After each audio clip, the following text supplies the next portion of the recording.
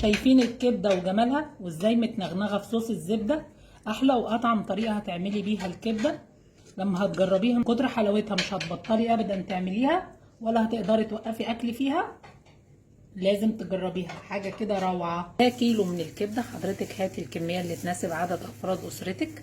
طلبت من الجزار انه يقطعها لي شرايح صغيره بالشكل ده، وتكون متوسطه الحجم، ما تكونش تخينه ولا رفيعه، عشان تكون معايا حته الكبده حلوه. صينيه على النار، هضيف معلقتين 3 من الزيت. هضيف على الزيت مكعب زبده كبير، وهنا الصوص بيعتمد على الزبده.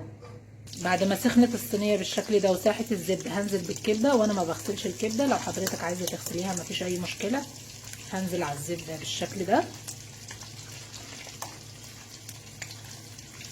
وما اقلبش الكبده، هفرطها بس بعيد عن بعض.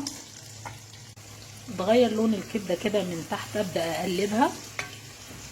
دي مش كبده اسكندراني يا جماعه، دي الكبده بصوص الزبده، حاجه تحفه كده. لو جربتيها مش هتبطلي ابدا تعمليها، طعمها وريحتها مفيش بعد كده.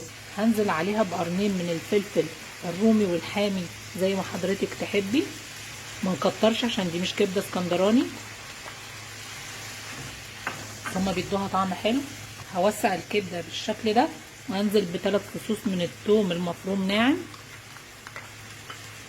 اتفرجي على الريحه والجمال بتاع الكبده. شوحي كل ده مع بعضه. تبلي الكبده بفلفل اسود، ملح، رشه صغيره من البهارات ال7. قلبي كل الكلام الحلو ده. كبده بطعم مختلف وشكل مختلف، هتدمنيها من كتر حلاوتها، مش هتبطلي تعمليها. بعد ما شوحنا الكبده كده تشويحه حلوه في الزبده وتبلناها بالتوابل بتاعتها، انزلي عليها بعصير ليمونتين كبار.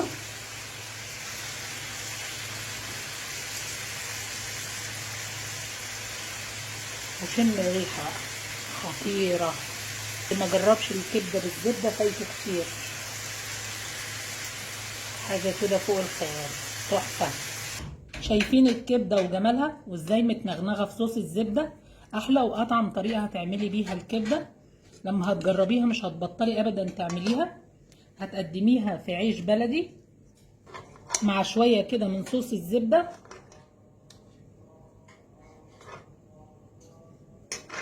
مع شويه من الطحينه،